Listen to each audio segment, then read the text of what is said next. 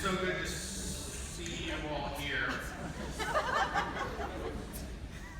As we come together to officially open the 2019-2020 school year. To all of the returning students, welcome back home. To all of you who are new students, to the upper school or to the middle school, to all of our new upper preppers, we welcome you. And I would actually like all of the returning students to think for a second about what it was like on your first day, right? How hard that is. You don't know people yet. And so I'm going to ask that we give them a very warm, vibrant welcome, please.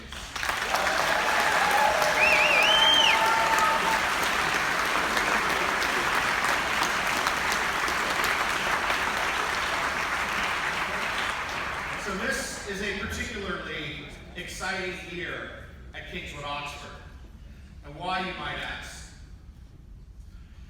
This year we celebrate our 110th year as a school and the 50th year as a coeducational school. That's right.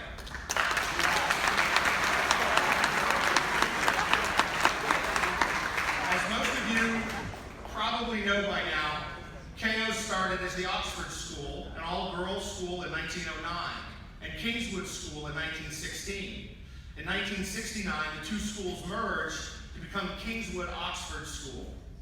This past summer, a new display was put up in the bottom lobby of Roberts Building, if you haven't seen it yet. And it beautifully paints the story, decade by decade, of our school's long history. I really encourage you to go check it out. What a privilege it is for all of us to be part of a school that has such a deep history and such a deep legacy. We have a great responsibility together to continue the mission of our founders and pursue academic excellence and to live lives of integrity and involvement, as our mission statement asks us. So I'd like to start off the year with a reflection on our core values. And today I'd like to focus on one in particular for you. It is a value that actually speaks to the very reason for why we exist as a school. And I would argue it's probably the most important reason for why you're here at KO. Curious as to how many of you could name any of our core values. What? Raise your hand if you got one. Care beyond self. Excellent. Anyone else? Anyone else? They are, by the way, on the flags that you, on the lampposts that you walk by daily. Integrity thinking, yes. All right. For the interest of time, demonstrate honesty, integrity, and respect. Integrity's there. Learn with passion and perseverance. Care beyond self. Take personal responsibility. Work hard, take risks, become involved. But the one that I am going to focus on today is embracing intellectual curiosity. Now, what does that mean? What does it mean to be intellectually curious? And why is this so important? On the surface, it sounds like something you either have or you don't have. You'd see one of your teachers saying, Eden, you're not being intellectually curious enough. Although he normally is, I think. Some of us seem to be more curious about things than others, right? Yet everyone is curious about something. For a lot of you, you were super curious about Fortnite this summer, probably, and thus had no trouble spending countless hours engaged in it. Being intellectually curious is wanting to know and to understand the world around us. It involves a deep desire to learn more about other peoples, cultures, and places. It is about developing a lifelong love of learning. It is the opposite of being disinterested or apathetic. It is the opposite of being ignorant. Your experience as a student at KO will be multi-layered, and it will be a little different for each of you. Your middle and upper school educations here will prepare you well for success in college, and the track record we have on that is really very strong.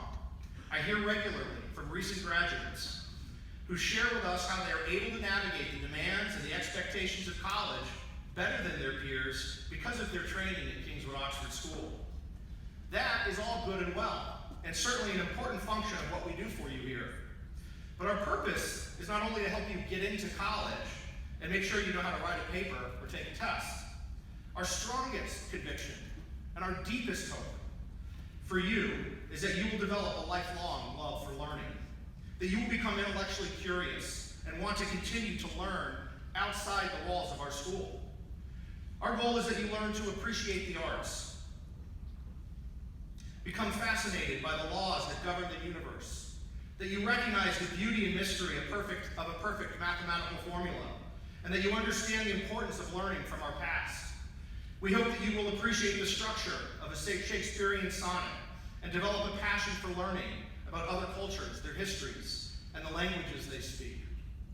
That's lofty stuff and no easy task. Yet curiosity is a fundamental task or trait of all human beings. This is obvious if you ever watch an infant for a day. Every single experience, every object, every sound is new, and you can see their curious brains working overtime to learn everything they can about their new environment. And yet, sadly, the older we get, we become less and less curious. And why is this? Perhaps our egos get in the way.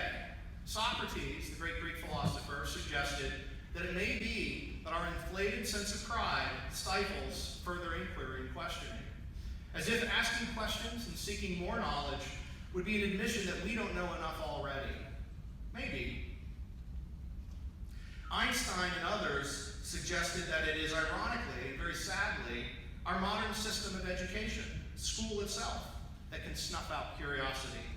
After all, how easy is it for a student to truly marvel at the wonders of the universe when you are overwhelmed by pressures to get good grades, score high on a standardized test so that you can get into the college of your dreams? You are, in essence, learning that you don't have time to be truly curious, and sometimes that your education seems less about cultivating lifelong dispositions and more like the required next rung on the ladder to college. To what extent could smartphones act as a replacement for curiosity in today's age? Aware that I have Siri and Google at my fingertips at all times may lead me to rest comfortably in the knowledge that what I may not know now, I can easily find out if I wanted to. If curiosity is a drive to know, and we own devices that have all the answers for us, then do we really need to know anything independent of our phones? So there are forces at work each year, like your own developing egos, our educational system, or modern technology, that are making it harder for you to be intellectually curious. We'll keep working on our end to try to engage you in learning and share with you why we think what we teach is so riveting. But why is this important in the first place?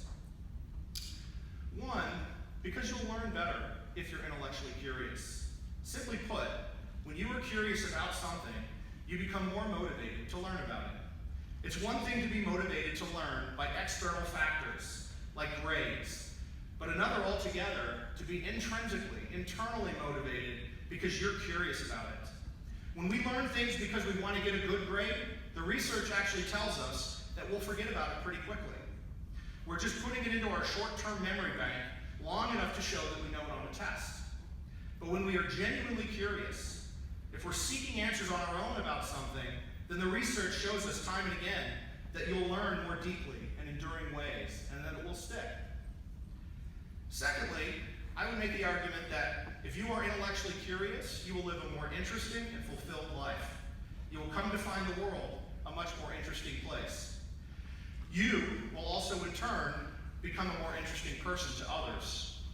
When the great issues of the day come up in discussion, or when someone laments the trade war with China at a cocktail party in your future, you don't want to be the one left out in the cold, having no idea what the others are talking about. The more curious that you are, the more you will read, and the more you will be able to ask good questions and offer thoughtful ideas on subjects. Thirdly, the flip side of intellectual curiosity is ignorance. And while being uninformed and uninterested in the pursuit of knowledge could impact your social life a little bit, there's a danger that a broad undercurrent of anti-intellectualism and will for ignorance could one day threaten our democracy itself. What will come of a nation if the future leaders of our country and of industry are not intellectually curious or are ill-informed? What happens in our society when our citizens no longer understand their basic rights as enumerated in the Constitution? There have been lots of jokes by late-night comedy hosts that show how poorly the average American does on surveys about basic questions relating to civics or geography. Many are unable to name the capital of the country, or to name the name of the vice president, or identify where a country is on a map. That's all good and well, and it's fun to laugh about it, but what happens when the stakes are higher? To give you a quick example, in 2014, after Russia invaded Ukraine, the Washington Post surveyed people and asked them if they thought the US should intervene in the conflict. Well, if you know a little bit about Cold War history, you know that both the United States and Russia have between them thousands and thousands of nuclear weapons, and a conflict between them in the heart of Europe could very well ignite World War III. The consequences of something like that would be terrifying and catastrophic. In the survey that the Washington Post did, only 1 in 6 could identify Ukraine on a map, which is okay, I guess. More alarming, though, was that their lack of geographical knowledge and their lack of knowledge about the Cold War did not prevent them from weighing in on whether they thought the US should intervene in Ukraine. There was actually a direct correlation between those who knew the least about Ukraine in the Cold War and those who advocated most strongly for military intervention. In other words, people who thought that Ukraine was located in Latin America or Australia were more likely to advocate for war. This is dangerous stuff, and a reminder that it is critically important for us to seek knowledge, to know our history, and to seek understanding. In this case, to be at least a little intellectually curious about history and politics. So how do you become more intellectually curious, you might ask? Well, it's a two-way street. I know that this incredible group of teachers that are assembled here will continue to share their passions with you, to try to develop in you a lifelong love for learning. In the coming months, as we develop a new strategic plan for our school around the very idea of engaging students in learning, we'll continue to consider new ways to spark your curiosity. And we'll also want to hear from you about how you learn best and when you are most engaged in learning. But what can you do to develop intellectual curiosity? First, don't accept ignorance. If you don't know where Ukraine is on a map, and I'm sure that's most of you today, go look it up. If you don't know much about the Cold War, go read about it.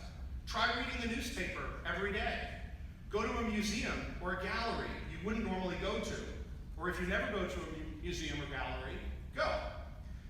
If you're going to vacation in Spain for a couple of weeks with your family, pick up a book about the history of Spain. Learn a little about their government. Practice some basic Spanish, and start reading about the current political and social issues they are discussing there. You'll impress the socks off the people when you get there, and counter the unfortunate narrative that Americans don't know anything about the rest of the world. Commit yourself to a never-ending, lifelong pursuit of knowledge and understanding.